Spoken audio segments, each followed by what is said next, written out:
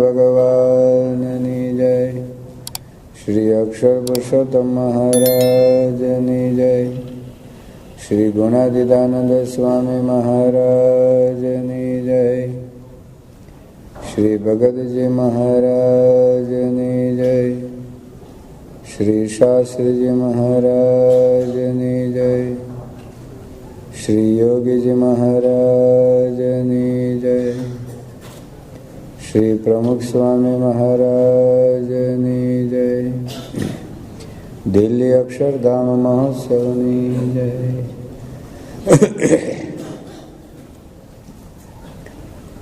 ગઈકાલે આપણે શરૂઆતની અંદર પ્રાસ્તાવિક પ્રવચનમાં શિબિર શા માટે અને એમાં પણ સાધના શિબિર શા માટે એની થોડીક વાત આપણે કરેલી કે આ સાધના સત્રથી આપણે જે કંઈ કરીએ છીએ અને જે રીતે કરીએ છીએ એમાં સુધારોનો વધારો થાય. આપણા જીવનના પ્રત્યેક ક્ષેત્રમાં કંઈક સુધારાનો વધારો કરતા હોઈએ છીએ. લૌકિક ક્ષેત્રમાં પણ જોઈએ. સૌ પ્રથમ જ્યારે મર્સિડીઝ ગાડીનું પ્રથમ મોડેલ બનેલું કેવું હતું તમે જર્મની જાઓ તો જોજો. અને અત્યાર સુધીમાં કેટલા સુધારા વધારા કર્યા. પણ હજુ પણ એ લોકો એવું માને છે કે હજુ 90% સુધારા થઈ શકે એમ છે. તો સાધનામાં ઘણી વખત સંતોષ આપણે માની લેતા હોઈએ છીએ કે હું જે કરું છું બરાબર છે. અમે જે રીતે કરીએ છીએ એ પણ બરાબર છે, પણ એમાં સુધારો ઘણું કરવાનું બાકી છે. આ સાધના સત્ર એ આપણી સાધનાનો એક્સરે પાડી આપશે. ઉપરથી આપણે સુંદર લાગતા હોઈએ, આપણે વિડીયો પાડે તો બરાબર હોય પણ એક્સરે જુદો હોય છે. મારા હાથનો ફોટોગ્રાફ પાડે તો બરાબર હોય પણ એક્સરે પાડે તો ખબર પડે કે ફ્રેક્ચર છે.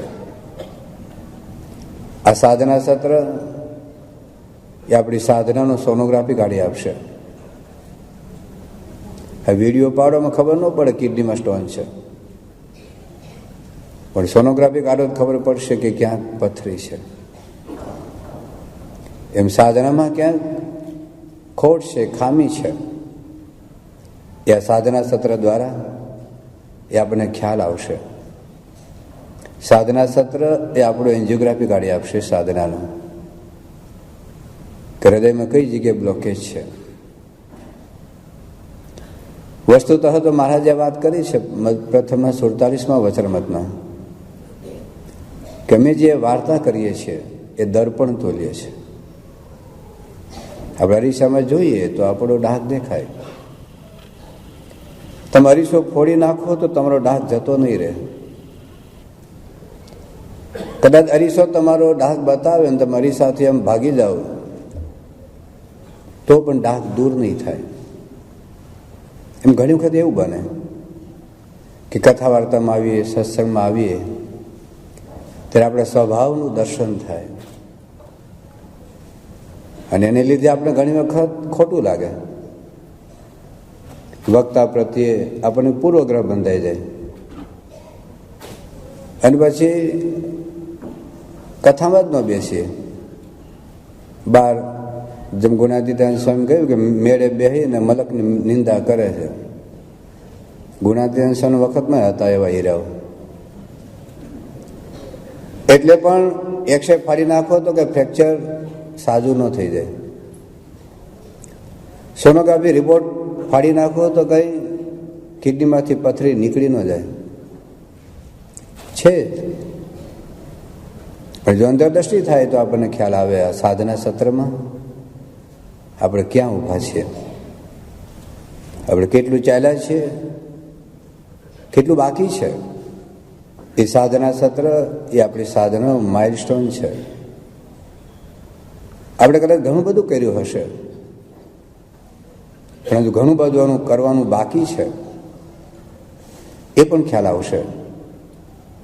કારણ કે સાધનાના આદર્શો, સ્થિતિના આદર્શો શ્રીજી મહારાજના સ્ટાન્ડર્ડ એક ભક્ત માટે, એક સંત માટે બહુ ઊંચા છે.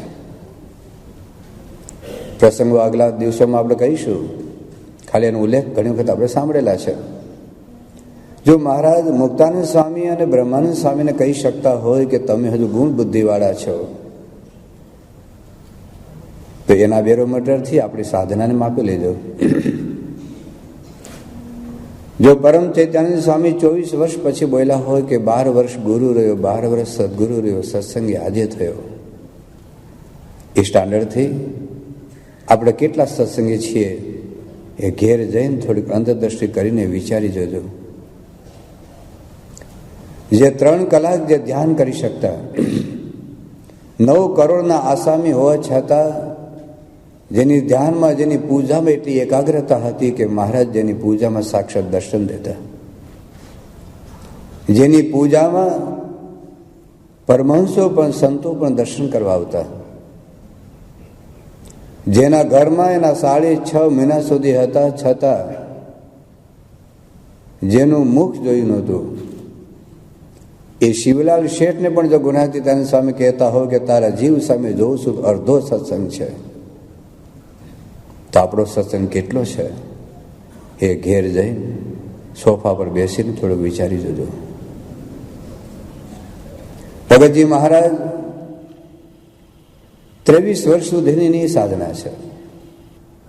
13 વર્ષ સુધી અને ગોપાલ સ્વામીનું સમાગમ કર્યો છે. કેટલી મુમુક્ષુતાથી, કેટલો ખપથી આખો દિવસ સેવા કરે, રાતે જાગી જાગીને ઝબકી ઝબકીને પૂછે ગોપાલ સ્વામીને કે સ્વામી મારી કસર કેવી રીતે ટળે. કોઈનો અભાવ નહીં, કોઈનું અવગુણ નહીં, કોઈની ખટપટ નહીં, કોઈની નિંદા નહીં, કોઈની ટીકા નહીં, કોઈની આઘાભાસી નહીં. અને 9 વર્ષ સુધી જેને ગુણાતીતાનંદ સ્વામીનું સેવા અને સમાગમ, એટલા અપમાન વચ્ચે, તિરસ્કાર વચ્ચે, ઉપેક્ષા વચ્ચે કોઈના પ્રત્યે ભાવ ફેર નહીં, બધાને બ્રહ્મની મૂર્તિ માનીને જે સાધના કરતા હતા, 3.5 વર્ષ સુધી જે 1 કલાક ખાલી બેઠા બેઠા સૂતા છે, 2 દિવસના ઉપવાસ અને 1 દિવસે પારણામાં ખાલી છાશનો લોટો અને બાજરાનો રોટલો ખાતા હતા. શું એને ગુણાતીતાનંદ સ્વામીની નિષ્ઠામાં કાચપ હતી? પણ છતાંય ગુણાતીતાનંદ સ્વામીને જયારે માગવાનું કહ્યું ત્યારે ભગતજી મહારાજ કહ્યું કે મારો જીવ સત્સંગી થાય એવું મને વરદાન આપો. ઘેર જઈ એસી કે હીટર ચાલુ કરી, ઠંડુ જ્યુસ કે ચા પી, ટેલિવિઝન કે ટેલિફોન બંધ કરીને વિચારજો આપણે સાધનાના કયા ધોરણ ઉપર ઉભા છીએ. આ દ્રષ્ટાંતથી ગભરાઈ જવાની જરૂરિયાત નથી, પણ એક મોડેલ તો આપણી સમક્ષ હોવું જ જોઈએ કે મને મહારાજ અહીં પહોંચાડવા માંગે છે. આ સાધના સત્રથી આપણે શું કરવાનું છે અને ક્યાં પહોંચવાનું છે, આપણે શું કરી રહ્યા છીએ અને એકચ્યુઅલી શું કરવાનું છે, એનું બહુ સ્પષ્ટ પિક્ચર આપણા મન સામે ઊભું થશે. એટલા માટે આ સાધના સત્ર છે. સાધનામાં અહીં કોઈ જોક્સના કાર્યક્રમો નથી, આ કોઈ હસાવાનો અથવા તો મનના મનોરંજનનો કોઈ કાર્યક્રમ નથી. આ અંતરદ્રષ્ટિનો કાર્યક્રમ છે, આ જીવન પરિવર્તનનો પ્રોગ્રામ છે. અને એમાં આપણે સ્વામિનારાયણ સાધનાનો વિચાર કરી રહ્યા છીએ ત્યારે ગઈકાલે સ્વામિનારાયણ સાધનાની વિશેષતા આપણે જોઈ લી. ખાલી એનો ઉલ્લેખ કરી દઈએ તો તમને એક અનુસંધાન રહે કે આપણી આ સાધના ભગવાનની પ્રાપ્તિ માટે નથી, જે મળ્યા છે એની પ્રતીતિ, એની પ્રસન્નતા કરીને આત્માના સાક્ષાત્કાર માટે છે. મહારાજે આપેલી સાધના એ સર્વશાસ્ત્રના સાર, રહસ્ય અને સિદ્ધાંત રૂપ છે. એને આપેલી સાધના કેવળ બુદ્ધિના તરંગો નથી, તર્કો નથી, પરંતુ સ્વ અનુભૂતિનો ઓડકાર છે. સાક્ષાત પુરુષોત્તમ નારાયણે ઉપદેશેલા સાધના છે. કેવળ આપણા કલ્યાણ માટે, આપણા મોક્ષ માટે જે પૃથ્વી પર પધારેલા, એટલે આપણા મોક્ષ માટે, આપણે જીવની કસર ટાળવા માટે એમનો ઉપદેશ આપેલી આ સાધના છે. અને એટલે જ એમને આપેલી સાધનામાં કોઈ સંદેહ નથી, કોઈ શંકા નથી, અસંદિગ્ધપણું નથી, સચોટ સાધના છે. શ્રીજી મહારાજે આપેલી સાધના એ સર્વે સાધનોનું સમન્વય છે. મહારાજે કોઈ એકાંગી સાધના એ આપણે સમજાવી નથી. એમની આ સાધના બહુ કઠણ નથી, આપણે ધારીએ એટલી ખૂબ સરળ છે, ખૂબ સુલભ છે. દરેક કક્ષાના આબાલ વૃદ્ધ, બાઈ ભાઈ, ત્યાગી ગ્રહસ્થ બધા જ લોકો સાધના કરી શકે. અને આ કળિયુગમાં પણ તમારી સાંસારિક અનેક પ્રકારની જવાબદારી અને પ્રવૃત્તિનું વહન કરતા કરતા પણ તમે આ સાધના કરી શકો એવી મહારાજ આપણને સાધના આપી છે. અને છેલ્લો મુદ્દો છે કે સાધનાનો આદર્શ મોડેલ, જેનું જીવન જોઈ જોઈને આપણી સાધનાને આપણે કંડારી શકીએ, આપણી સાધનાનું મોડેલ, આપણી મૂર્તિ આપણી તૈયાર કરી શકીએ એવા ગુણાતી સત્પુરુષનું સદૈવ આ પૃથ્વી પરનું પ્રાકટ્ય છે. એ ખાલી મોડેલ નથી, પણ સાધનાના ઉપદેશક પણ છે. એ કેવળ સાધનાના ઉપદેશક પણ નથી, આપણને સહાયક છે. આપણને બળ આપે, પ્રેરણા આપે, બુદ્ધિ આપે, શક્તિ આપે. આપણને બાવડું પકડીને ઊભા કરે. એટલું જ નહીં, બાવડું પકડીને સાધનાને માર્ગે ચલાવે. અરે એટલું જ નહીં, આપણને ઊંચકીને ભગવાનના ખોળામાં બેસાડી દે. એવા એક સત્પુરુષનું સાનિધ્ય આપણને પ્રાપ્ત થયું છે. આ સ્વામિનારાયણ ભગવાનની સાધનાનું આ વિશેષતા છે. અને એની સફળતા પણ કોઈ લૌકિક વસ્તુ નથી. સાધનની પૂર્ણ સફળતા દેહભાવ ટાળે બ્રહ્મભાવ થાય, આત્મા પરમાત્માનો સાક્ષાત્કાર થાય અને છતે દેહે પ્રમુખ સ્વામી જે ભગવાનનું સુખ લે છે, સુખ આપણે લઈ શકીએ. અક્ષરધામની અનુભૂતિ આપણને અહીં થાય. એ સાધનની સફળતા છે. અને એ સફળતાના 7 સિદ્ધાંતો આપણે ગઈકાલે કહેલા. નંબર 1 સંકલ્પ નિષ્ઠા, નંબર 2 સ્વરૂપ નિષ્ઠા, નંબર 3 સાંખ્ય નિષ્ઠા, નંબર 4 સ્વધર્મ નિષ્ઠા, નંબર 5 સંપ નિષ્ઠા, નંબર 6 સત્પુરુષનો પ્રસંગ અને નંબર 7 સાવધાનપણું, સાવધાની, અવેરનેસ. તો આ 7 સિદ્ધાંતો હવે પછીના દિવસોમાં આપણે જોઈ રહ્યા છીએ. તો આજે આપણે સાધનાનો પ્રથમ સિદ્ધાંત છે સંકલ્પ નિષ્ઠા. આપણે જે કંઈ સમગ્ર માનવજાતની પ્રવૃત્તિ તપાસીએ અથવા તો આપણા પોતાના જીવન સામે જોઈએ, આપણે જે કંઈ શુભ કે અશુભ પ્રવૃત્તિ કે ક્રિયા કરીએ છીએ એના મૂળમાં છે સંકલ્પ. સંકલ્પ એ આપણી પ્રવૃત્તિનું બીજ છે. આપણે જેવો સંકલ્પ કરી એવું જ કાર્ય થાય છે. બાવળનું બી વાવીએ તો બાવળ ઉગે, આંબો ક્યારે ન ઉગે. બીજ બોયા બબૂલ કા આમ કહા સે ખાય. તો આપણા જીવનની અંદર જેવા જેવા સંકલ્પ થાય છે એવું જ ક્રિયા, એવું જ કાર્ય, એવું જ કર્મ, એવી જ પ્રવૃત્તિ આપણે કરીએ છીએ. રાવણના મગજમાં એક સંકલ્પ ઉભો થયો, સંકલ્પ કે સીતાજીનું અપહરણ કરવું છે. તો સંકલ્પ એ ધીરે ધીરે પ્રવૃત્તિમાં પરિણમે છે. ક્યારેક એકવાર સંકલ્પ વવાયો પછી વારંવાર એ સંકલ્પ, વિચારો, આજુબાજુનું વાતાવરણ એને પોષણ આપ્યા કરે. અને વારંવાર જ્યારે સંકલ્પ થાય, વારંવાર અને સંકલ્પ જ્યારે દ્રઢ થાય ત્યારે એ પ્રકારની પ્રવૃત્તિ આપણે કરીએ છીએ. તો જો ઘણા દારૂ પીવાનો સંકલ્પ થાય છે તો દારૂ પી નાખે છે. કોઈને બીડી પીવાનો સંકલ્પ થાય તો બીડી પી નાખે છે. કોઈને ચોરી કરવાનો સંકલ્પ થાય.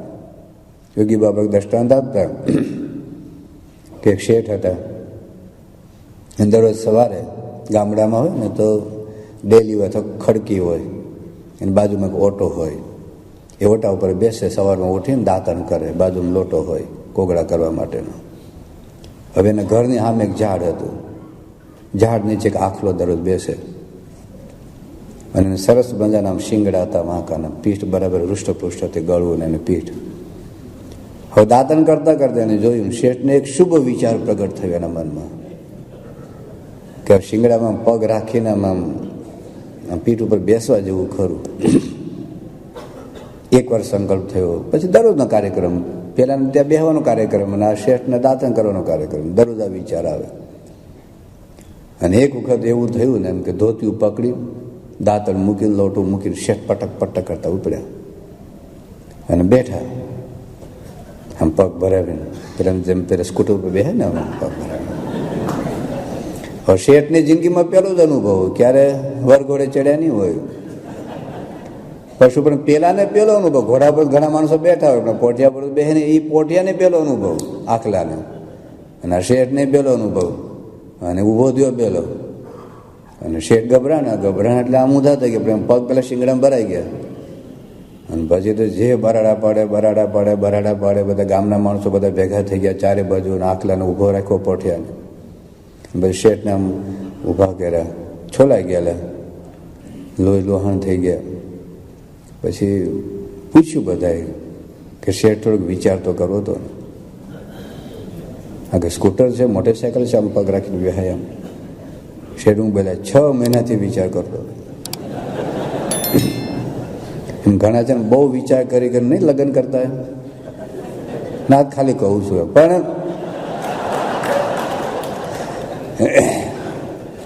કરવામાં વાંધો નહીં, આપણે તો એમાં કઈ ગભરાઈ ન જવું. પણ મૂળ વાત એટલી છે કે સંકલ્પ, કોઈ પણ વોલ્ટેજ સેન્ટર તૂટવાનો એક સંકલ્પ. એક વ્યક્તિના મગજમાં કોઈ ખરાબ વિચાર કે સારો વિચાર, ખરાબ વિચાર વવાઈ જાય તો ખરાબ કામ કરે, સારો વિચાર વવાઈ જાય તો સારો. ઈદી અમીને સંકલ્પ થયો હોય તો આપણને બધાને કાઢી મૂક્યા. એને વિચાર જ આવ્યો હશે ને, સંકલ્પ એના મગજમાં વવાઈ ગયો, ગમે તેવી રીતે વવાનું એને ખબર. પણ એક સંકલ્પ વવાઈ ગયો, યુગાન્ડા દેશને બરબાદ કરી દીધો ને.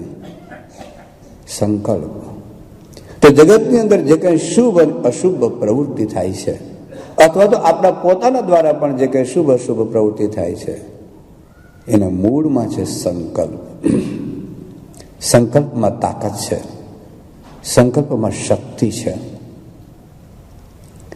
સંકલ્પ એટલે શું કરવાનું છે એવા એક ધ્યેયની દ્રઢતા છે, એવા એક ધ્યેયની સ્પષ્ટતા છે.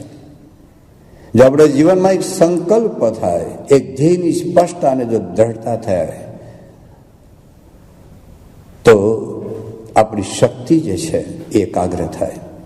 આત્માની તો અનંત શક્તિ છે, પણ વેડફાઈ જાય છે જે નથી જોવાનું એ જોવામાં, જે નથી ખાવાનું એ ખાવામાં, જે નથી કરવાનું એ કરવામાં, જે નથી સાંભળવાનું એ સાંભળવામાં, જે નથી વિચારવાનું એ વિચારવામાં. શક્તિ તો છે પણ એ બધી શક્તિ વેડફાઈ જાય છે. પણ એ શક્તિ જો એકાગ્ર થાય, જેમ પેલો બહિર્ગોળ કે કાચ હોય છે ને, ઉપરથી ઓલો સૂર્યનો પ્રકાશ પડે તો નીચેનું કાગળ બાળી નાખે. એ સૂર્યના કિરણો એકાગ્ર થાય છે. એકાગ્ર થાય તો અગ્નિ પ્રગટ થાય છે. તો આપણી જે શક્તિ છે, શક્તિ તો બહુ છે, પણ એ વેડફાઈ જાય. પણ જો એક ધ્યેયની સ્પષ્ટતા થાય તો આપણી શક્તિ એકાગ્ર થાય. આપણા સમય અને શક્તિનું એવું એક આયોજન થાય કે જેમાં મેક્સિમમ આપણા ધ્યેય તરફ જવાય, ધ્યેયની સિદ્ધિ તરફ આપણે જઈ શકીએ એવું જ વંચાય, એવું જ જોવાય, એવું જ સંભળાય, એવું જ બોલાય. મેક્સિમમ સમય આપણી સાધનાની સિદ્ધિ માટેનો થાય. લૌકિક માર્ગમાં પણ તમે જુઓ, જેણે એક વખત મનમાં નક્કી કર્યું કે મારે આ થવું છે, તો બીજે ફેલ ફતુર કરતો, આટા મારતો, નાચતો, કૂદતો અટકી જશે ને મેરે સેલ્ફ ડિસિપ્લિન આવી જશે. એક વિદ્યાર્થીના મગજમાં નક્કી થયું મારે 95% લાવવા છે, એ ભાઈ જ્યાં ત્યાં નાચવા નહીં જાય, કોઈ પાર્ટીમાં નહીં જાય, પિક્ચર નહીં જોવે, ટીવી નહીં જોવે, સ્પોર્ટ્સે નહીં જોવે. નક્કી થવું જોઈએ મનમાં. ડૉક્ટર સામે કહ્યું કે ડૉક્ટર દલાલ અને ડૉક્ટર કામદારની વાત કરે છે, અરે એક મિનિટ બગડે નહીં. ટોયલેટમાં પણ જે દાઢી કરીને ટોયલેટની અંદર પણ જે એ બધું વાંચવા માટે કંઈક લઈ જાય, એને નક્કી કરી મારે ગોલ્ડ મેડલ લાવવો છે. ડૉક્ટર સાહેબ બોલે કે અમારી એ કોલેજમાં જિંદગીમાં ક્યારેય કોઈને ગોલ્ડ મેડલ નથી આવ્યો, કારણ કે 3rd નંબરની કોલેજ, એડમિશનમાં જે 3જા નંબરના વિદ્યાર્થીઓ હોય જે ટકાવારી પ્રમાણે એમાં જ દાખલ થાય. પણ આ 2 નક્કી કર્યું તો ગોલ્ડ મેડલ આવ્યો, પણ મફતમાં નથી આવ્યો. નક્કી કરવું પડે તો સમય અને શક્તિનો બગાડ થતો અટકે. દરેક વખતે મને વિચાર આવે કે હું જે દિશામાં જઈ રહ્યો છું એ ખરેખર એ લેસ્ટરની દિશા છે કે ડાયવર્જન છે. હું જે જોઉં છું એનાથી મારી ધ્યેયની સિદ્ધિ થશે. મારે બ્રહ્મરૂપ થવું છે તો ટીવી જોવાથી બ્રહ્મરૂપ થવાય, પિક્ચર જોવાથી બ્રહ્મરૂપ થવાય. નોકરી કરવાનું કોણ ના પાડે? ધંધો કરવાનું કોણ ના પાડે? લગ્ન કરવાની કોણ ના પાડે? દુકાન ચલાવવાની કોણ ના પાડે? પણ જેની જરૂરિયાત નથી, જે વિઘ્નરૂપ છે, જે આપણે ડાયવર્ટ કરે છે, આપણી સમય, આપણી શક્તિ બગાડે છે, તો સતત એને વિચાર આવ્યા કરશે કે શું કરવાનું છે ને શું નથી કરવાનું. એક ધ્યેયની જો સ્પષ્ટતા થશે તો શું જોવાનું છે, શું નથી જોવાનું, એ કેવું નહીં પડે. કશું કેવું નહીં પડે. આપણને કેવું ત્યાં સુધી પડે છે કે જ્યાં સુધી આપણા જીવનમાં સંકલ્પની નિષ્ઠા નથી, ધ્યેયની સ્પષ્ટતા નથી, ધ્યેયની દ્રઢતા નથી. એ જો થાય તો ગમે તેવા દુઃખો આવે, ગમે તેવા કષ્ટો પડે, ગમે તેવા વિઘ્નો આવે, એ ક્યારેય ધ્યેયમાંથી ચલિત નહીં થાય, ક્યારેય એ સાધના પંથ છોડી નહીં દે. ગમેલા દુઃખો આવે. ભગતજી મહારાજને ઓછા દુઃખો આવ્યા છે, શાસ્ત્રી મહારાજને ઓછા દુઃખો આવ્યા છે. અરે યોગીજી મહારાજે કેટલો માર ખાધો છે, પણ યોગી બાપાએ સાધના છોડી, મંદિરમાં આવતા બંધ થયા, સેવા કરતા, ભક્તિ કરતા, તપ કરતા, ક્યારે પાછા પડ્યા? ગમે તેવા અપમાનમાં, ગમે તેવા તિરસ્કારમાં, ગમે તેવી ઉપેક્ષાની અંદર એ ક્યારેય પાછા નથી પડ્યા. આપણને એક વખત આપણું નામ સભામાં ન બોલાય, આપણે મંદિરમાં આવતા બંધ થઈ જઈએ, આપણે મંદિર બગડી ગયેલું લાગે, આયોજકો, ટ્રસ્ટીઓ, સંતોમાં બગાડ થતો દેખાય. થોડું કંઈ તો થવાનું છે, સત્સંગમાં તો થવાનું, કારણ કે આ કોઈ 5 સ્ટાર હોટેલ નથી. આ કેમ હાર લઈને ઉભા રહે આવો આવો, તે 5 સ્ટાર હોટેલ ઉભા રહે તો બહારનું બીજા ખોલી આપે. આ એવું નથી. આ તો આપણું ઘર છે, મંદિર આપણું છે, આપણે મંદિરના છીએ. થોડું કંઈક આગા પાછું થાય તો મંદિર છોડીને જતો આવે જ દેખાતો જ બંધ થઈ જાય. ખરેખર સમજાણું જ નથી આપણને. જો દુઃખો તો આવ્યા છે, પ્રહલાદને દુઃખો નથી આવ્યા. એના બાપે જેટલો વિરોધ કર્યો એટલો વિરોધ તમારા પપ્પા ને મમ્મી કરે તો આપણે મંદિરમાં આવીએ. પ્રહલાદને ભક્તિ કરવામાં વિઘ્નરૂપ કોઈ બિન લાદે નહોતું, એનો બાપ હતો એના જેવો. નરસિંહ મહેતા ને મીરાબાઈ ને નાગરીનાથ બધું દુઃખ આપનારા. નરસિંહ મહેતા કોને દુઃખ આપ્યું? કોઈ બાંગ્લાદેશ વાળા હતા? મીરાબાઈને ઝેર આપનાર કોઈ પાકિસ્તાન વાળા હતા? એના ઘરના જ હતા. પણ એક સ્પષ્ટ હતું કે આ દેહ કરીને મારે ભગવાન ભજવા છે. તો દુઃખો તો આવ્યા, કષ્ટો તો આવ્યા. એ કોઈ કષ્ટોથી, દુઃખોથી પાછા નથી પડ્યા. વાંચજો મધ્યનું 22મું વચનામૃત. શ્રીજી મહારાજ નિશાન શૂરવીરને એ જ હોય કે દેહને દુઃખ આવો કે સુખ આવો, દેહ રોગી રહે કે દુઃખ નિરોગી રહે, અરે દેહ માન થાય કે અપમાન થાય, અરે ત્યાં સુધી કે દેહ મરો કે જીવો, પણ આ નિશાન લેવું છે. આ દ્રઢતા, આ સ્પષ્ટતા. લૌકિક માર્ગમાં પણ તમે જુઓ, જેને જેને ધ્યેયની સ્પષ્ટતા થઈ છે ને એનામાં શક્તિ આવી છે. એ ગમે તેવા વિરોધ વચ્ચે, સંઘર્ષો વચ્ચે પાછા નથી પડ્યા. ગાંધીજીની કેટલી તાકાત હતી, ટેંટા જેવું હતું. એને પોતે લખ્યું છે, 10 વ્યક્તિની હાજરીમાં 10 વાક્યોનું એક આભાર દર્શન પ્રવચન કરવા માટે ઊભા થયા. આમ ધ્રુજતા હતા, પગ ને કાગળ બધું. પણ એક વખત એના મગજમાં વિચાર વવાયો સાઉથ આફ્રિકામાં કે મારા ભારત દેશની 35 કરોડની જનતા ગુલામી નીચે શું અપમાન સહન કરતી હશે. વિચાર વવાયો અને માણસ આવ્યો બહાર.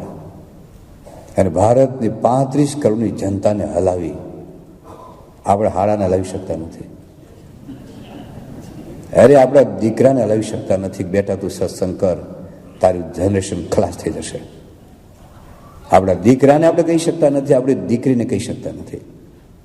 અને 35 કરોડની જનતાને હલાવી આ તમારા લોકો જાય અંગ્રેજો ભારત દેશમાંથી. શું અંગ્રેજોમાં અહીંયા ગાંધીજીમાં તાકાત ક્યાંથી આવી? એ કાંઈ બુશ નહોતા પીતા, બોર્નવિટા નહોતા પીતા, જીન્સના પેન્ટ નહોતા પહેરતા. લોકોને એવું કે જીન્સના પેન્ટ પહેર તાકાત આવે. હવે ના આવે. અરે લાકડી નહોતા રાખતા, લાકડી મોટી ઉંમરે રાખતા હતા. હવે રમકડાની બંદૂકડી નહોતી, કોઈ લશ્કર નહોતું. અને આ લોકો જાય ક્યાંથી તાકાત? વિરોધ નહીં આવ્યા હોય, કેટલી વાર જેલમાં નહીં ગયા હોય, દુઃખો નહીં આવ્યા હોય, અપમાન નહીં થયા હોય, ઉપેક્ષાઓ નહીં કરી હોય, લોકો ટીકાઓ નહીં કરી હોય, નિંદાઓ નહીં કરી હોય, પણ એના મગજની અંદર એક હતું કે મારા દેશની સ્વતંત્રતા પાવી છે. એમાં આપણા મગજની અંદર એક વિચાર વવાય કે દેશ સ્વતંત્ર થાય કે ન થાય, પણ મારે સ્વતંત્ર થવું છે. મારે આ વ્યસનો, વાસના, વિષય અને સ્વભાવથી મારે મુક્ત થવું છે. તાકાત આવે. પ્રશ્ન તો આવવાના. સરદાર પટેલના મગજમાં વિચાર વવાયો કે 550 રજવાડે એક કર્યા વગર ભારત દેશની સ્વતંત્રતાનો કોઈ અર્થ નથી. અને તાકાત આવી. અરે ખાલી કરે, ભારત દેશમાં ફ્લેટ ખાલી નથી કરતા. જેમ તમે ભાડે આપ્યો ને, તમે ભાડે આપેલો ફ્લેટ ખાલી કરતા નથી. અરે તમારા ખેતરમાં ગેરકાયદેસર બાંધી ગયેલું ઝૂંપડું છોડતો નથી, અને રજવાડા છોડે. પણ એનામાં એક સંકલ્પ હતો. 550 રજવાડે એક કરા. પેલો હૈદરાબાદનો નિઝામ જાય, જુનાગઢનો નવાબ જાય, પણ ગયા. અને જવાહરલાલ નહેરુ કાશ્મીર ભેગું કરી શક્યા નથી. જોઈ લો. સંકલ્પ, દ્રઢતા, એ છે ને. શાસ્ત્રીજી મહારાજનો એક સંકલ્પ થયો. એક વખત એને વાત સમજાણી ભગતજી મહારાજ થકી કે અક્ષર પુરુષોત્તમની વાત સાચી છે, અને હવે તેને સ્થાપિત થવી જ જોઈએ 2000 સાધુની સાથે. અરે સિંહ અને વાઘ જેવી સંસ્થાને અમે શાસ્ત્રીમાંથી કામ કર્યું છે. અમારા સંત શિબિરમાં કોઈ બાપા બોલેલા કે શાસ્ત્રીજી મહારાજ 2000 સાધુને મોટીમાં વાળી અને કામ કર્યું છે. પણ કેવી રીતે થયું? વિરોધ નહીં થયો હોય. અરે કેટલો માર ખાધો છે, બાકી સન્માન તો હતું જ. અરે મળ્યા, સદગુરુ પદ મળ્યા, કોઠારી થાત, બધું થાત, પણ બધા જ લાલચ પ્રલોભન છોડીને એને કામ કર્યું. સંકલ્પ હતો ગઢડામાં મંદિર થવું જ જોઈએ, અને થયું. 33 વર્ષ સુધી રાહ જોઈ, પણ થયું ને કામ. યોગી બાબાનો સંકલ્પ હતો અક્ષરધામ કરવું છે, થયું. ભલે વર્ષો લાગ્યા. એમનો સંકલ્પ હતો લંડનમાં મંદિર થવું, થયું. સંકલ્પ આ લોકની દ્રષ્ટિ પણ જુઓ અને અલૌકિક આધ્યાત્મિક માર્ગમાં તમે જુઓ. સંકલ્પ એ બીજ છે. આપણે કલ્પનામાં ન આવે. બોલો, 1976 કે 77 પ્રમુખ સાહેબ મહારાજ પીપળાના ગયેલા. ઓજત નદીએ સ્નાન કરતી વખતે બાપાએ સંકલ્પ કરેલો કે લંડન મંદિરમાં આપણે જવું છે પ્રતિષ્ઠા કરવા માટે 120 સંતોને લઈ. હવે 1976 કલ્પના નહીં હોય કે અશિકપુર મંદિરમાં એ તો ડાયરી લખેલું હતું. આ બધી મંદિરની પ્રતિષ્ઠા થઈને 120 સંતો હતા ત્યારે જોયું આ બધું. આ સંકલ્પો વવાઈ ગયા અને એના વૃક્ષો થયા. કહેવાનું તાત્પર્ય એટલું છે કે સંકલ્પમાં તાકાત છે, સંકલ્પમાં શક્તિ છે. સંકલ્પ કર્યા વગર, નિર્ણય કર્યા વગર કશું જ નહીં થાય. કશું જ નહીં થાય. સારામાં સારી જમીન હોય, સારામાં સારો વરસાદ પડ્યો હોય, સારામાં સારા તમારા ઘરમાં બિયારણ હોય, ખાતર હોય, પણ તમે જ્યાં સુધી સંકલ્પ નહીં કરો ત્યાં સુધી તમારા ખેતરમાં નહીં ડાંગર ઉગે, નહીં કપાસ ઉગે, નહીં શેરડી ઉગે, નહીં આંબો ઉગે. વૃક્ષ, ખડ, ઘાસ જે નકામું હોય. તમારા ઘરમાં લોટ હોય, ઘઉંનો, ખાંડ હોય, ઘી હોય, ગેસ હોય, પેલું બકડ્યું હોય. અમે બકડ્યું કે તમે જે કહેતા હો, પેલું તાવીથો હોય. પણ તમે જ્યાં સુધી નક્કી નહીં કરો ત્યાં સુધી નહીં શીરો બને, નહીં લાડુ બને, નહીં ભાખરી બને, નહીં રોટલી બને. ઓટોમેટિક કશું થતું નથી. તમારે નક્કી કરવું પડે કે આમાંથી મારે શું બનાવવું છે. સારામાં સારી કોલેજ હોય, આખી બધી જ પ્રકારની કોલેજ હોય, આર્ટ્સની, કોમર્સની, એન્જિનિયરિંગ, મેડિકલની બધી જ કોલેજો હોય, પણ વિદ્યાર્થી નક્કી ન કરે કે મારે શું થવું છે ત્યાં સુધી ના ડૉક્ટર બની શકે, ને એન્જિનિયર બની શકે, ને વકીલ બની શકે. નક્કી બધી જ સગવડ હોય. નિર્ણય કર્યા વગર કશું જ નહીં થાય. આવા શ્રીજી મહારાજ, આવા ગુણાતીત ગુરુ, આવો સંપ્રદાય, આવો સિદ્ધાંત, આવા મંદિરો, આવા શાસ્ત્રો, આવા સંતો, આવા દિવ્ય સમાજ, આટલી સરળ અને સુગમ સાધના જે કોટી કલ્પે કામ ન થાય અહીં એક દિવસમાં થાય, આટલી સુગમ અને સરળ સાધના હોવા છતાં આપણે જ્યાં સુધી નક્કી નહીં કરીએ, આપણે સંકલ્પ નહીં કરીએ, અને સંકલ્પમાં પાછળ નિષ્ઠા, દ્રઢતા, સ્થિરતા ના હોય. ઘણી વખત તમે છોકરાને પૂછ્યું હશે તારે હું થયું કે ડોક્ટર, અને વિચારતા આવ્યા પણ વળી પાછા થાય આશમાં જતો રહ્યો. કેમ? એ સંકલ્પની નિષ્ઠા નથી, સ્થિરતા નથી, દ્રઢતા નથી. તો ગમે તેવા ઝંઝાવાતોની અંદર આપણું જે ધ્યેયની જે સ્પષ્ટતા ને દ્રઢતા રહે એ અગત્યનું છે.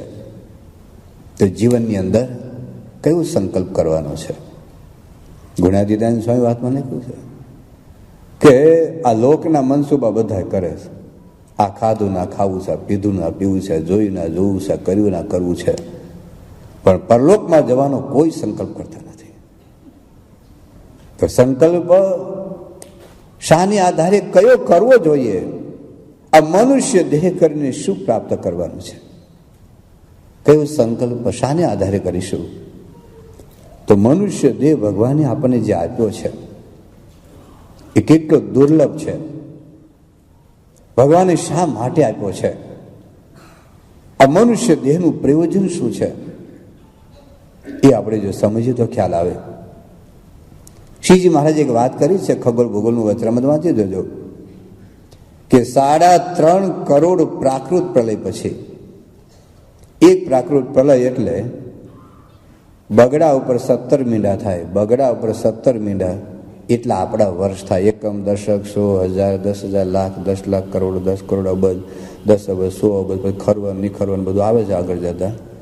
તો બગડા ઉપર દ્વિપરાર્ધ, એક પરાર્ધ એટલે એકડા ઉપર 17 મીંડા, દ્વિપરાર્ધ ટૂંકમાં બ્રહ્માના 100 વર્ષ, એટલે કે આપણા આટલા દિવસ, બ્રહ્માના એક દિવસમાં આપણા 8 અબજ અને 64 કરોડ વાર જાય છે. બ્રહ્માંડ એક રાત દિવસનો, બ્રહ્માંડનો એક દિવસ થાય 12 કલાકનો દિવસ, 12 કલાકની રાત, આપણે 8 અબજ અને 64 કરોડ વર્ષ જાય છે.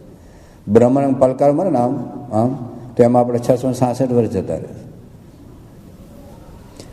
તો આ 3.5 કરોડ પ્રાકૃત પ્રલય પછી આ મનુષ્ય જન્મ આપણે મળે છે. માણસનો અવતાર મોંઘો નહીં મળે ફરી. આવો મોંઘો, આવો દુર્લભ જે મનુષ્ય જન્મ છે એ શાના માટે છે? આ ઘડિયાળ છે ને, આપણે ગામડામાં કાગડો બેઠો હોય ને આમ ફેંકવું તો કાગડો ઉડી જાય કે નહીં? કૂતરું આવે અને આમ ફેંકવું તો કૂતરું ભાગી જાય કે નહીં? તમારા પર ફેંકવું તો હોય. પણ આ ઘડિયાળ તમને મારવા માટે છે? આ ઘડિયાળનું જે ડિઝાઇન છે કાગડા ઉડાડવા માટે, કૂતરાને તગડવા માટે? કંઈક વિશિષ્ટ પ્રયોજન છે ને. ફ્રીજ હોય ને, ફ્રીજ એ કંઈ ફાટલા, તૂટલા, સડેલા બૂટ મૂકવા માટે નથી હોતું, બરાબર ને? આ રોલ્સ રોયસ કાર હોય છે, અમે હમણાં પેલી લેસ્ટરમાં કારમાં બેઠા હતા, કઈ બેન્ટલી, હા એ અમને તો બોલતા નહીં, બેહતા આવડે, બેહારો તો બેસી જઈએ. હવે એ કારની અંદર બધું જે ડસ્ટબિન હોય એ બધું નાખીને પછી બહાર નાખવા માટે હોય છે ગાડી. આટલી મોંઘી ગાડી તમને બેહારવા માટે લોકો કૂતરાને બેહારે. સારું જા, તારા બાપને બેહારે એક વખત, કૂતરાને બેહારે, આગલી સીટમાં બેહારે. આજ કોઈક વાત કરી હતી ને સરમંગલ સાહેબ. એટલે પણ કોઈ પણ વસ્તુ બને ને એનું કંઈક હેતુ હોય, કંઈક પર્પઝ હોય. તો મનુષ્ય દેહનું પર્પઝ ખાલી વિષય ભોગવા માટે તો કાગડા, કૂતરા, ગધેડા, ભૂણમાં તો કેટલું ભોગવાય એવું છે. કોઈ ના જ ન પાડે, બોલો. કોઈ પ્રશ્ન નહીં, છોકરા હાચવાના, ભણાવવાના, કોઈ ભાગી જાય નહીં, કોઈ લઈ જાય નહીં, કોઈકને ચિંતા જ નહીં. એ તો છે. એના માટે જો મનુષ્ય જન્મ હોય તો કોઈ વિશેષ પ્રકારની બુદ્ધિની જરૂરિયાત જ નથી. અને તો કરોડો જન્મનો એક જ પ્રોગ્રામ હતો, ખાવું, પીવું, ઊંઘવું, વિષય ભોગવવા. મનુષ્ય જન્મ એનો આનંદ નથી. ભગવાન સ્વામિનારાયણ એવું સમજાવે છે કે બહુ જનુર બ્રહ્મણ તરલા બેતા નરતનુમ સમવાપ્ય સુરે સીતામ મતિ મતામિદમેવ મતે પલમ વિષયત વિરતિ શરૌરતિ. ભગવાન સ્વામિનારાયણ સુરતની અંદર હતા. એ વખતે બધા ભક્તોને આ મનુષ્ય દેહ કરીને શું કરવાનું છે, ભક્તિ કરવાની છે ને એમાં પેલા વાત કરે છે કે બહુ જન્મ બ્રાહ્મણો તરલા બેતા, આનંદ જન્મ પછી આજે મનુષ્ય જન્મ મેળવ્યો છે. બહુ જન્મ બ્રાહ્મણો તરલા બેતા નરતનુમ સમવાપ્ય સુરે સીતામ. જે દેવોને મનુષ્ય દેહની ઈચ્છા રાખે છે એ દેહ મેળ્યા પછી મતિ મતા મિદમેવ મત પલમ. આ બુદ્ધિનું ફળ શું? કોમ્પ્યુટરની શોધ કરવી, કેલ્ક્યુલેટરની શોધ કરીએ, મોબાઈલની શોધ કરવી, રોકેટની શોધ કરવી? ના. મતિ મતા મિદમેવ મત પલમ. બુદ્ધિનું ફળ શું? કોઈકને બાટલું પૂરું બુશ મારી દેવું?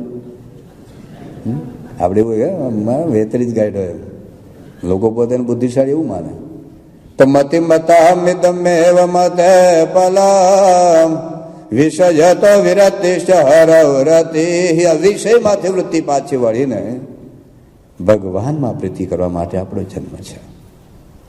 વિષયમાંથી જે કરોડો જન્મથી આપણે ભોગવતા આવ્યા છે એમાંથી કોઈ કાળે તૃપ્તિ થઈ નથી. વચરામૃત મધ્યનું 47મું વાંચજો.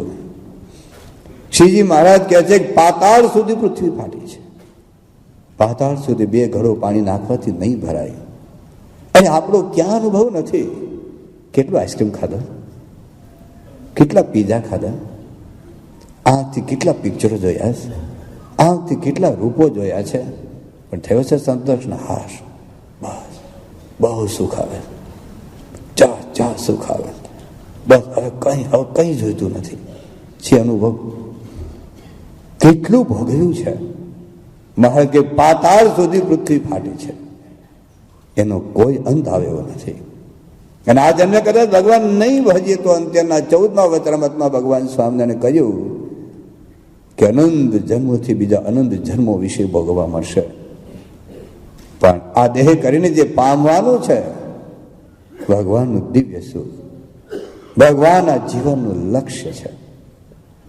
ભગવાન વ્યાસજી લખે છે કે આલોડ્ય સર્વ શાસ્ત્રાણી વિચાર્ય ચ પુનઃ પુનઃ ઇદમેકમ સુનિષ્પન્નમ ધ્યેયો નારાયણો હરિ. આલોડ્ય સર્વ શાસ્ત્રાણી, બધા શાસ્ત્રો વાંચ્યાની, મનન કર્યું, ચિંતન કર્યું, આલોડન કર્યું, મંથન કર્યું. કારણ કે ખબર હતી કે આ હીરા ઉપર વાંચવાના નથી. અને હિન્દુનો ટાઈમ ઓછો હોય ને, હિન્દુ બીજી બહુ હોય, એટલે એટલા બધા જ શાસ્ત્રનો સાર કહે છે કે આલોડ્ય સર્વ શાસ્ત્રાણી વિચાર્ય ચ પુનઃ પુનઃ. વારંવાર વિચાર કરીને ઇદમ એકમ સુનિષ્પન્નમ ધ્યેયો નારાયણો હરિ. હા, એક જ વાત મારા હાથમાં આવી છે કે મનુષ્ય જીવનનું ધ્યેય ભગવાન છે, ભગવાનને પામવાના છે. ગુણાતીતાન સ્વામી કહ્યું કે કરોડ કામ બગાડીને મોક્ષ ધારવાનો. કરોડ કામ બગાડીને દુનિયામાં વ્યક્તિ એક લાવો કે જે જિંદગીમાં કરોડ કામ કરી શકતો હોય. કરોડ કામ ક્યારે થાય કે જન્મે ત્યાંથી 100 વર્ષની એની જિંદગી હોય, દરરોજ 300 કામ નવા કરે. દરરોજ આજે 300 કામ, આવતીકાલે 300 કામ, પરમ દિવસે તદ્દન નવા 300 કામ. છે કોઈની તાકાત? તો એટલા કામ બગાડીને પણ મોક્ષ સુધારવાનો છે. કારણ કે જો મોક્ષ ન સુધાર્યો અને કદાચ કરોડો કામ તમે સુધાર્યા તો શું આવતો જન્મ કૂતરા ગધેડા પણ થવાનું છે. તારો અબોધું રૂપિયા માની લો કમાવો, આખી દુનિયાનું શાસન તમે કરો, આવતો જન્મ તો ભૂંડ જ ગધેડ. પછી એમ કે I was the prime minister of India. ક્યાં જવાનું? મૂકીને જવાનું છે ને એક વખત. તો વોટ નેક્સ્ટ? પછી શું? એક વખત જે છોડીને જવાનું છે નક્કી છે. ગુણાતીતાન સ્વામી કહ્યું કે જ્યાંથી અચાનક ઉચાળા ભરવાના છે, અચાનક, એને અર્થે આપણે રાત દાડો પ્રયત્ન કરીએ છીએ. જ્યારે જન્મ ત્યાંથી જિંદગીના છેલ્લા શ્વાસ સુધી અને વહેલી સવારથી મોડી રાત સુધી આપણો પ્રયત્ન, આપણો પુરુષાર્થ, આપણા વિચારો, આપણા સંકલ્પો બધું જ જે મૂકીને જવું છે એના માટે છે. પણ જ્યાંથી કોટી કલ્પે ઉચાળા નથી ભરવાના એના માટે આખો દિવસમાં એક 15 મિનિટ પૂજાનો સમય નીકળતો નથી.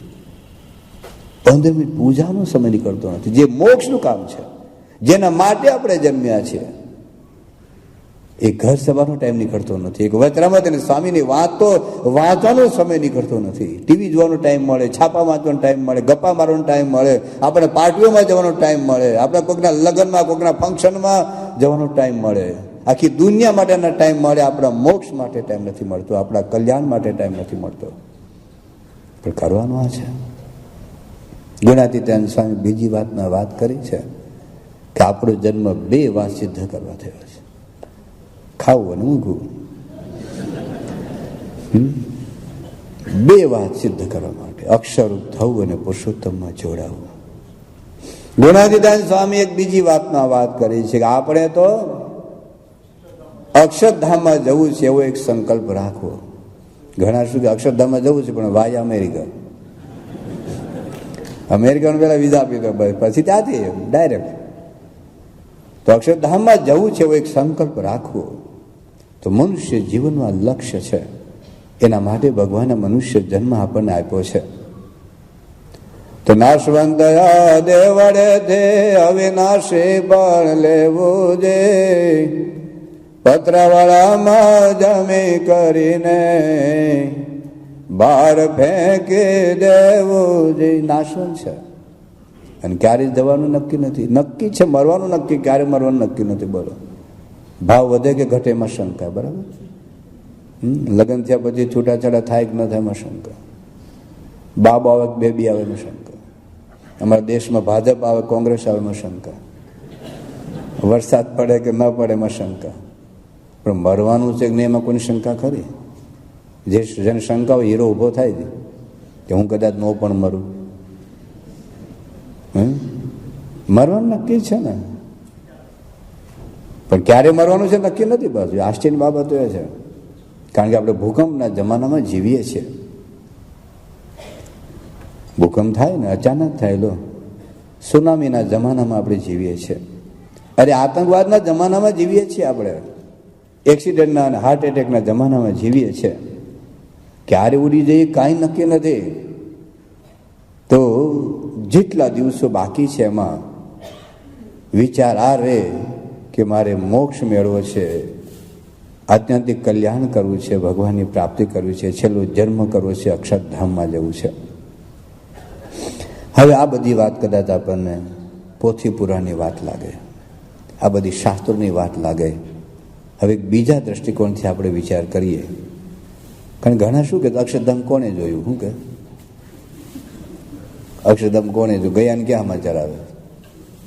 અમેરિકા પહોંચી ગયા તો સમાચાર આવે કે અમે પહોંચી ગયા છીએ, ચિંતા ન કરતા. પણ અક્ષરધામમાં પહોંચ્યાનો કોઈ સમાચાર આવ્યા જ નથી. કદાચ તમારા કોઈ પર ટેલિફોન આવ્યો તો મને ખબર નથી. અક્ષરધામ કોને જોયું? કશું વાંધો નહીં. અક્ષરધામ ન જોતું કંઈ નહીં, બેસ ચા, આપણે અક્ષરધામ નથી જવું. અક્ષરધામમાં આપણા વગર છે ને અક્ષરધામ ખાલી નથી. હો, અનંત કોટી મુક્ત અક્ષરધામમાં બેઠા છે. આપણે અક્ષરધામ નથી જવું. હમણાં મોક્ષની વાતે ભૂલી જાઓ, હમણાં આત્માના કલ્યાણની વાતે જવા દો. હમણાં આ લોકની વાત કરીએ, આપણે આપણા ઘરની વાત કરીએ. આપણે બધું પુરુષ પ્રયત્ન શાના માટે છે? શાને માટે આપણો પુરુષાર્થ છે? આપણે સાયકલ વેચીને સ્કૂટર કેમ લીધેલું? સુખી થવા માટે. સ્કૂટર વેચીને ગાડી કેમ લીધી? બોલો ને, બોલો જ ખરા. સુખી થવા માટે. કાચું મકાન તોડીને પાકું મકાન કેમ બનાવ્યું? સુખી થવા માટે. ઘરમાં ફ્રીજ કેમ લાવ્યા? સુખી થવા માટે. ઘરમાં જમવા માટે ટેબલ ખુરશી કેમ લાવ્યા? બોલો, સુખી થવા માટે. લગ્ન કેમ કર્યા? ના, જાહેરમાં ન બોલવું, ખાનગીમાં દિલથી બોલો છે. સુખી થવા માટે. કેમ સુખી ના થયા? તમે તો થયા હશો, આ તો ખાલી જનરલ વાત. તમે તો બહુ સુખી થયા લગ્ન કરી. અમને કહેતા સ્વામી હું સાધુ થઈ ગયા આવધારો. પણ જે કાંઈ કરીએ છીએ ને સુખી થવા માટે જ કરીએ છીએ. પણ માણસ સુખી થયો? આજે વિશ્વભરની અંદર તમે ટેકનોલોજીનો વિકાસ છે, સુવિધાનો વિકાસ છે, સાધનોનો વિકાસ છે. આજે 50 વર્ષ પહેલાં તમારા દાદાના દાદા કેવા મકાનમાં રહેતા હતા? આજે તમે કેવા મકાનમાં રહો છો? શું તમે એમ કહી શકો કે અમારા દાદા કરતાં વધુ સુખી છીએ? તમારા દાદા ગામથી બીજે ગામ કેવા મકાનમાં રહેતા હતા? એ ગામથી બીજે ગામ કેવી રીતે જતા? ચાલીને જતા હતા, ઘોડાગાડીમાં જતા હતા, ગાડામાં જતા હતા. આજે ઘણાની પાસે લાખો રૂપિયાની ગાડી છે. શું એમ કહી શકો તમે કે અમારા દાદા કરતાં વધુ સુખી છે? આપણા વડવાઓ એ ઝાડ નીચે ઢેપ આગા પાછા કરી છાશ અને બાદનો રોટલો ખાઈને સૂઈ જતા હતા. આજે તમે આઈસ્ક્રીમ, પીઝા, લજાનિયા કે ટાંજાનિયા જે હોય તે ટેબલ ખુરશી ઉપર અને બધા ટીવી જોતા બોલો, પિક્ચરના ગાયનો તમે જો કે નહીં સાંભળતા હો, સત્સંગી છો એટલે. પણ શું આપણે એમ કહી શકીએ એમાં વધુ સુખ આવે છે? એ લોકો ઢેબામાં જતા, આપણે ભાઈ આટલું જાડું ગાડલું અને આટલું પોળું ગાડલું 7-8 જણા હોઈ જાય એવડું,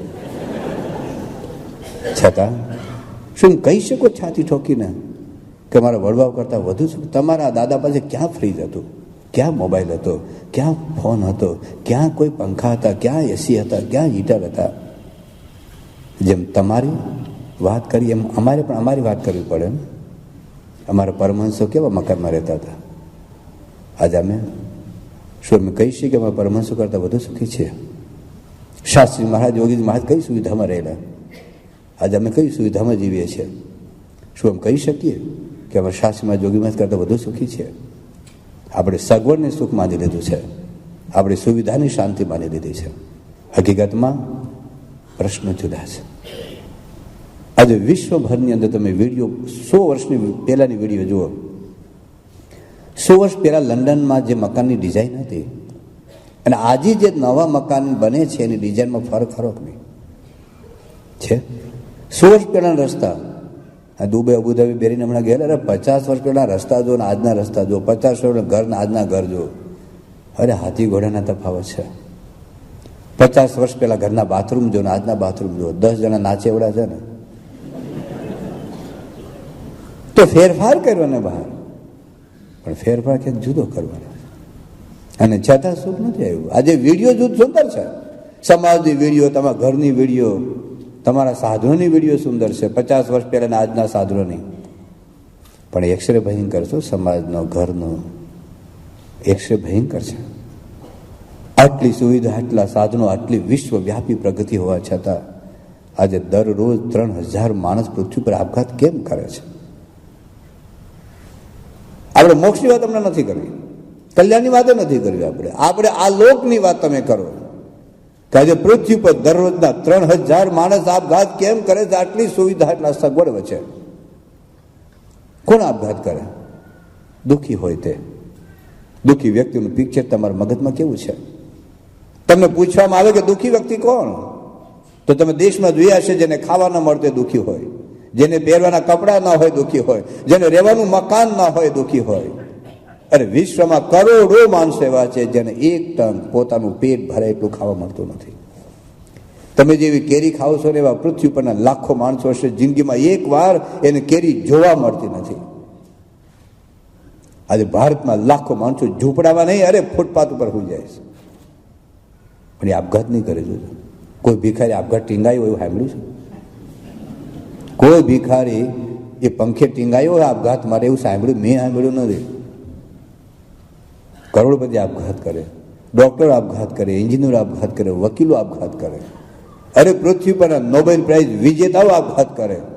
અરે વિશ્વમાં જેને એક હીરો તરીકે નોંધે, જેના એનું હાલતા ચાલતા ખાતા પીતા જેનું ભજન થાય, હવે એલ્વિસ પ્રેસ્લી જેવા પૃથ્વી પર આપઘાત કર્યો છે. કેમ આવું? હમણાં તમે મુંબઈમાં ધડાકો સાંભળ્યો હશે. બાલકૃષ્ણભાઈ 48 વર્ષની ઉંમર, 45 વર્ષ એના વાઇફની ઉંમર, 19 વર્ષની દીકરી, 3 જણાએ મુંબઈના એક સારા એપાર્ટમેન્ટમાં 8મે માળેથી નીચે પડીને આપઘાત કર્યો 28મી માર્ચ. 3 સાથે આપઘાત કર્યો. આપણે જેમ સમૂહ પૂજા હોય છે ને દરરોજ સવારે, એમ સમૂહ આત્મઘાત, સમૂહ આત્મઘાત, ભેગા રહ્યા ને ભેગા મર્યા. 3 કરોડ રૂપિયાનો ફ્લેટ હતો, 50 કરોડ રૂપિયાની મિલકત હતી. કેમ આપઘાત કર્યો હશે? એના પિતાશ્રી ને એના માતૃશ્રી 6 વર્ષ પહેલા એ જ જગ્યાએથી આપઘાત કર્યો. એ જ જગ્યાએથી, એ પ્રસાદીની જગ્યાએથી આ લોકોએ આપઘાત કર્યો. પ્રસાદીની જગ્યાએ. શું કારણ હશે? જીવનમાં કંઈક પ્રશ્નો એવા આવે છે જે પ્રશ્નનું સમાધાન તમારા પૈસાથી નથી, ડિગ્રીથી નથી, સંપત્તિથી નથી. જો હોત તો આજે 2 ભાઈઓમાં ઝઘડા થયા ને. કેમ ઝઘડા થયા? આખા વિશ્વના છાપાઓમાં આવ્યું ને બધું. 2 ભાઈ, સગા ભાઈ, એના બાપુજી 90,000 કરોડ રૂપિયાની એસેટ મૂકીને ગયેલા. શું ઘરમાં આઈસ્ક્રીમ નહોતું એટલે ઝઘડ્યા? ઘરમાં ફ્રીજ નહોતું એટલે ઝઘડ્યા? એમ ઘરમાં શું હતું? શું તકલીફ હતી? આ તમારા 2 ભાઈ છે, ભાઈ હું નામ ન બોલે પણ ખબર છે ને 2 જણા કેમ છૂટાછેડા લીધા? આટલો મોટો માણસ જેનો બંગલો જો આખી દૂરના ભેગા થાય છે, કેમ પ્રશ્નો થયા? તો વિશ્વવ્યાપીના પ્રશ્નોનું મૂળ કારણ જુદું છે. તમે ગાડી લઈને આવો ને ગાડી વચ્ચે બગડી જાય તો નવો રંગ કરો તો ચાલુ થાય? એને બ્રેક બદલો તો, એનો હોર્ન બદલો તો, અરીસો બદલો તો કેમ ચાલુ ન થાય? એનું મશીન બગડેલું છે, મશીન રિપેર કરવું પડે. મશીન રિપેર ન કરો ત્યાં સુધી ગાડી આખી સોનાને બનાવી દો તો ન ચાલુ થાય. એ માણસનું મન બગડેલું છે. અને આપણે કારને કલર કરીએ, હું ધોળાવાળ કાળા કરે. ઘણા બેઠા છે, ગભરાશો ને એવું. પણ આપણને લાગે ધોળાવાળ કાળ, પરફ્યુમ છાડી નીકળે પણ અંદર ગટર ગંધાય છે. હું બદલે છે કેટલું. વાળની ડિઝાઇન બદલે, કપડાની ફેશન બદલે, શર્ટની ફેશન બદલે, સોફા સેટ બદલે, બંગલા બદલે, રૂમ બદલે, અને હવે લગ્ન બદલે છે ને. સ્વભાવ બદલવાના છે. તો જ્યાં સુધી સ્વભાવ છે ત્યાં સુધી મનુષ્ય કોઈ યુગમાં, કોઈ દેશમાં, કોઈ પણ સત્તા અને સંપત્તિ વચ્ચે કે ડિગ્રી વચ્ચે મનુષ્ય ક્યારેય સુખી થયો નથી. પગમાં કાંટો વાગ્યો હોય અને 50,000 રૂપિયાના બૂટ પહેરો તો ચાલવાની મજા આવે? તો પગમાંથી કાંટો કાઢવાની જરૂર છે કે 50,000 રૂપિયાના બૂટ લેવાની જરૂર છે? આ કિડનીમાં પથરી હોય અને લાખો રૂપિયાના ઘરેણા પહેર્યા હોય, કરોડ રૂપિયાની ઘડિયાળ હોય તો કિડનીમાં પથરી હાલે તો એ સુખ આવે? આંખમાં કણું પહેર્યું હોય તો ગમે તેવા બંગલામાં હોતા હોય અબજો રૂપિયાના, કણું ન નીકળે ત્યાં સુધી ઊંઘ આવે? સ્વભાવ માણસને દુઃખી કરે છે. આ પતિ પતિના ઝઘડા, સાસુઓના ઝઘડા, બાપ દીકરાના ઝઘડા, ભાઈ ભાઈના ઝઘડા. હવે શાંતિથી વિચારજો ઘરમાં બેસીને, કેમ ક્લેશ થાય છે? શાના પ્રશ્નો છે? સ્વભાવ. સ્વભાવ જ્યાં સુધી આપણામાંથી નહીં નીકળે ત્યાં સુધી આપણે સુખી નહીં થવાય. લૌકિક દ્રષ્ટિએ આપણે આધ્યાત્મિક વાત જવા દો. હમણાં લૌકિક જીવનમાં પણ તમે જુઓ, આજે ભાઈ ભાઈનું ખૂન કરે, દીકરો બાપનું ખૂન કરે, બાપ દીકરાનું ખૂન કરે, પત્ની પતિનું ખૂન કરે, પતિ પત્નીનું ખૂન કરે. આ સમાજમાં તમે પિક્ચર તમારા હાથમાં છે ને. પણ સ્વભાવ મુક્ત થયા વગર છૂટકો નથી. હવે સંસારના લોકોને તો દુઃખ છે સ્વભાવથી, પણ ભક્તોને વધારે દુઃખ છે, ભક્તોને વધારે નુકસાન છે. આપણા દેશની અંદર તમે જો શાક માર્કેટમાં જાઓ ને તો ઘણા ટોપલો લઈને બાઈ કે ભાઈ રોડ ઉપર બેઠા હોય, ખબર? શાકભાજી, રીંગણા, ટમેટા, બટેટા, કોથમીર, આદુ, ડુંગળી, લસણ બધું લઈને બેઠા હોય. હવે નફો થાય તો કેટલો? લગભગ સાંજે લાખ કે રૂપિયાનો થાય, લાખ રૂપિયાનો. એક ટોપલું લઈને બેઠો હોય તો નફો કેટલા રૂપિયાનો થાય? 5-25 રૂપિયાનો, 100 રૂપિયાનો. અને કદાચ નુકસાન જાય, એકાદું ટમેટું હળી ગયું હોય અથવા કોઈક લેવા ગયું હોય અને આદુનો ગાંઠિયો હરકાને ખિસ્સામાં નાખી દીધો હોય તો કેટલું નુકસાન થાય? લાખેક રૂપિયાનું થાય. હે? પણ જો હીરાનો બહુ મોટો વેપારી હોય એને ફાયદો થાય ને તો લાખો રૂપિયાનો થાય, અને નુકસાન જાય ને તો લાખો રૂપિયાનું જાય. એમ સંસારના લોકોને કદાચ સ્વભાવ, વાસના, વ્યસનો, દુશ્મનોથી દુઃખ છે, રીબાઈ છે, મરે છે, પણ ભક્તોને વધારે નુકસાન છે. અધ્યાત્મના માર્ગે ચાલનારા આ મુમુક્ષુઓને સ્વભાવ, વાસના, વ્યસનો, વિષય અને વિકારથી વધારે પ્રશ્ન છે, વધારે દુઃખ છે. એટલા માટે એમાંથી મુક્ત થવાનો એ સંકલ્પ એટલે કરવાનો છે. આપણે એટલા માટે સંકલ્પ કરવાનો છે. શ્રીજી મહારાજે વચનામૃતમાં આપણને સમજાવ્યું છે કે સ્વભાવ વાસનાથી શું પ્રશ્ન થાય છે. આપણે એક પછી એક એનાથી જે નુકસાન થાય છે આપણે પહેલાં જાણી લઈએ તો આપણને ખબર પડે કે આથી મુક્ત આપણે થવું છે. તો નંબર 1, ભગવાનના ભક્તોને સ્વભાવ અને વાસનાથી શું દુઃખ થાય છે, શું નુકસાન થાય છે. તો નંબર 1 તો દુઃખો ભોગવવા પડે, ભોગવવું જ પડે. જેમ કિડનીમાં પથરી હાલે તો દુઃખ ભોગવવું જ પડે, એમ વાસના અને સ્વભાવને લીધે આ લોકમાંય દુઃખ ભોગવવા પડે. અને વાસના રહી ગઈ તો 84 લાખના જન્મ મરણમાં આટા મારવા પડે, એટલે દુઃખ ભોગવવું જ પડે. તમે જોજો ઘણા ભક્તો હોય પણ છતાં જો આજ્ઞા લોપે વાસનાને લઈને તો દુઃખ થાય. હમણાં અમારા બોટાદની અંદર એક આપણા સત્સંગના છોકરાને એજ થયો અને 7 વર્ષનું બાળક હતું ને મૂકીને ધામમાં, હમણાં સારંગપુરમાં હતા ત્યારે 1 મહિનામાં પહેલા ધામમાં ગયા એ બેબીજાર. તો વાસનાને લીધે લગ્ન કરવાનું કોણ ના પાડે, પણ આગા પાછા થાય તો આ પ્રશ્ન થવાનો. આજે લોભને લીધે આગા પાછું કરીએ તો જેલમાં જવાનું થાય. તો આ લોભને લીધે, કામને લીધે, ક્રોધને લીધે, એક ક્ષણિક ક્રોધ ઘણી બધી બાપ દીકરાને હત્યા કરી નાખે. આપણે ત્યાં અમૃતભાઈ પટેલ છે અમદાવાદમાં, ત્યાં જેલ ભોગવે. ચલો, એના સગા દીકરાને હત્યા કરી, આપણે ડૉક્ટર રમેશ સુતરી, આપણો સત્સંગી છોકરો, અને એની પત્ની એને હત્યા કરી નાખી અમેરિકામાં, આજે જેલમાં છે. તો જેલમાં જવાનું કારણ શું? દુઃખ કેમ આવ્યું? ક્રોધ, લોભ, કંઈક વાસના. તો આપણા સ્વભાવ જ આપણે દુઃખી કરે છે, આ લોકમાં દુઃખી કરે છે, દુઃખ ભોગવવું પડે છે. બીજી બાબત નંબર 2 કે મોટું નુકસાન શું છે કે આપણે ભગવાનના દિવ્ય સુખનો અનુભવ નથી થતો. ભગવાનના દિવ્ય સુખથી આપણે વંચિત રહી જઈએ છીએ, એ મોટું નુકસાન છે. આજે યોગી બાપાને પ્રમુખ સ્વામીને જે ભગવાનનું સુખ આવતું આજે આવે છે, એ જ ભગવાન ભજન આપણે કરીએ છીએ ને. આજે આપણે લગભગ આપણે બધા સત્સંગી છીએ, શ્રીજી મહારાજનું ભજન કરીએ છીએ. પ્રમુખ સ્વામી શ્રીજી મહારાજનું ભજન કરે છે, સ્વામિનારાયણ ભગવાનનું. એ જે ઠાકોરજીના દર્શન કરે છે, ઠાકોરજીના દર્શન આપણે પણ કરીએ છીએ. એ જેમને દંડવત કરે છે એને દંડવત આપણે પણ કરીએ છીએ.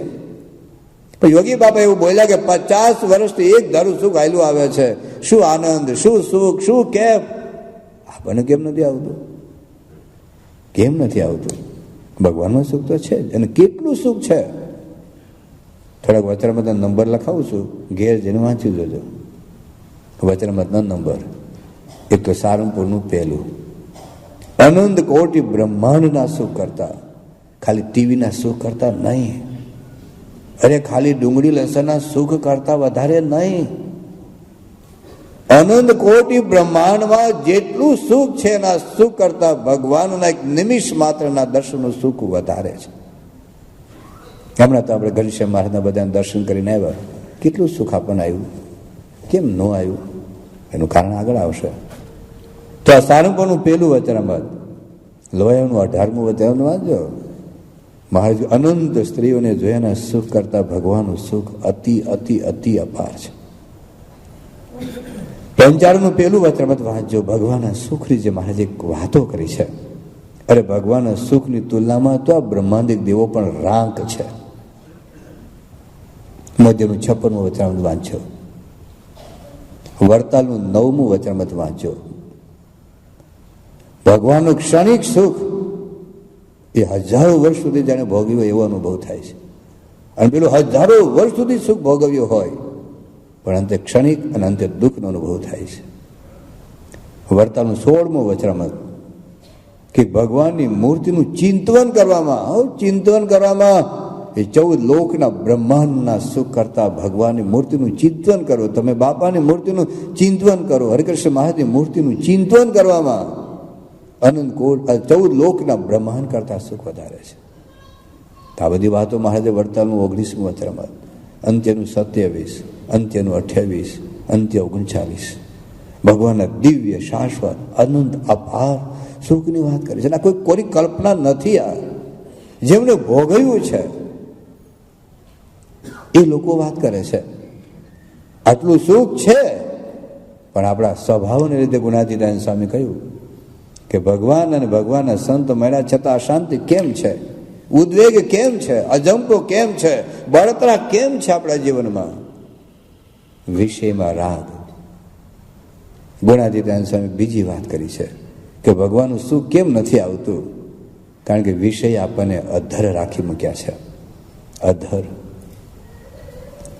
ગુણાતીતાનંદ સ્વામી ત્રીજી વાત કરી છે કે અક્ષરધામ જેવું સુખ એ વર્તે છે. જ્યાં ભગવાન પ્રગટ હોય, આવો દિવ્ય સમૂહ સમુદાય હોય, પણ એમાંય કેટલા દુખિયા છે. એને સત્સંગ બગડી ગયેલો લાગે, સંતો બગડી ગયેલા લાગે, મોટેરા હરિભક્તો બગડી ગયેલા લાગે. આ બધું તંત્ર હવે ખોરવાઈ ગયું છે એવું લાગે. પેલા બહુ સારું હતું, હવે આખું વિચિત્ર વાતાવરણ થઈ ગયું છે. એવું આપણને ક્યારેક ક્યારેક આપણા મગજના વિચારો આપણી જીભ દ્વારા વ્યક્ત થાય છે. ગુણાતીતાનંદ સ્વામી વખતમાં હશે ને બધું. અક્ષરધામ જેવું સુખ વર્તે છે, પણ એમાંય કેટલાક દુખિયા છે. ગુણાતીતાનંદ સ્વામી કહ્યું કે દેહનું સુખ દુઃખ ઓછું છે, મનનું દુઃખ જ વધારે છે. એને બોલાવ્યો મને ન બોલાવ્યો, એના સામે જોયું મારા સામે ન જોયું, એના વખાણ કર્યા મારા વખાણ ન કર્યા, એને ત્યાં બાપાને પધરામણી થઈ મારી ત્યાં ન થઈ, એને બાપા હાર પહેરાવ્યો મારો હાર ન પહેરાવ્યો, એને વીઆઈપી પાસ આપ્યો મને ન આપ્યો. આ થોડી થોડી કચકચ કચકચ. આઈસ્ક્રીમમાં થોડીક રહેતી હોય ને સુખ આવે, આમ કચકચ થયા જ કરે. સ્વભાવ આપણી ચટણી કરી નાખે છે. સ્વભાવ જ આપણે સત્સંગમાં. અરે તમે બાપાની સામે બેઠા હો, પણ તમને જેનિયારે ન બાંધવું હોય ને એ બાપાને હાર પહેરાવા ને તમારા મગજના વાઇબ્રેશન જોજો. હું ડાબલો એડવાન્સ જાહેરાત થઈ, કોઈ ઉપર ચડી ગયો, ભાન પડે છે કે નહીં? પણ તમને જેની તમારો દીકરો ઉપર જાય ને તો ખુશ થઈ જાય, વાહ જા મારો દીકરો જાય. પણ જો બીજાનો દીકરો જાય ને, ભાન પડે છે કે નહીં? દીકરા પાસે બેહાર રાખવો જોઈએ. કેમ? એની યાર નથી ગમતું ને એનો દીકરો ગયો એટલે તમને નથી ગમતું. પણ તમારો દીકરો બાપાનું ચાલુ પ્રવચન હોય અને એ વખતે ડિસ્ટર્બ કરે, તમને જરાય મનમાં થાય કે મારો દીકરો કેમ બાપાને ડિસ્ટર્બ કરી રહ્યો છે, કે રાજી થાવજો મારો દીકરો બાપા પાસે પહોંચી ગયો. આપણા મનના તમે વાઇબ્રેશન જો જોયા કરો ને, ઓલી જેમ લોહ ચુંબકની નીડેલ હોય ને બાજુમાં લોખંડ પાછળ આમ વાઇબ્રેશન થયા કરે. તમે જોજો થોડી થોડી વારે આપણું મન કચકચાટ કર્યા જ કરે છે. હરિભજતા સુખ હોય સમજ મન, હરિભજતા સુખ હોય. આ કાલ્પનિક કથા નથી. અરે રાજપાટ જાણે છોડ્યા છે ભગવાનના સુખ માટે. આજે પ્રમુખ સાહેબ મહારાજને કોઈ માનમાં, કોઈ સન્માનમાં, કોઈ વિષયમાં કેમ માલ મનાતો નથી? કારણ કે ભગવાનનું સુખ ભોગવી રહ્યા છે, અને જે ભોગવે છે એ જ આપણને આપવા માંગે છે પાછા, છતાં આપણે લઈ શકતા નથી. કારણ સ્વભાવ. चित्त की वृत्ति एक भावी तहां लगाओ, चाहे तो हरि की भक्ति करो, चाहे तो विषय कमाओ. એ સ્વભાવને લીધે, એક વિષયની આસક્તિને લીધે આપણે જે વિષય આજ્ઞા બહાર ભોગવીએ છીએ. ખાવાની કોણ ના પાડે છે? પણ ડુંગળી લસણ ખાઈએ છે. તમે તો નહીં ખાતા હો, ખાલી જનરલ વાત કરો છો. નથી નીકળતા. 50 આટલા વર્ષોથી અમે હમણાં દેશમાં સઘન સંપર્ક કર્યો. આજે સવારે વાત કરી દે સર્વમંગલ સ્વામી, આપણને દુઃખ થાય. શાસ્ત્રી મહારાજના વખતના, યોગી બાપાના વખતના, અરે બાપા પાસે આવતા નાચે કૂદે, બાપાને હાર પહેરાવે, વીઆઈપી ટ્રીટમેન્ટ આપે, અરે બાપા ભર સભામાં ભેટે, અને લોકોને એવું લાગે કે અમે બાપાના હયાના હાર છે, બાપાના જીવન પ્રાણ છે. અરે બાપાની માળાના મણકામાં આવી ગયા છે.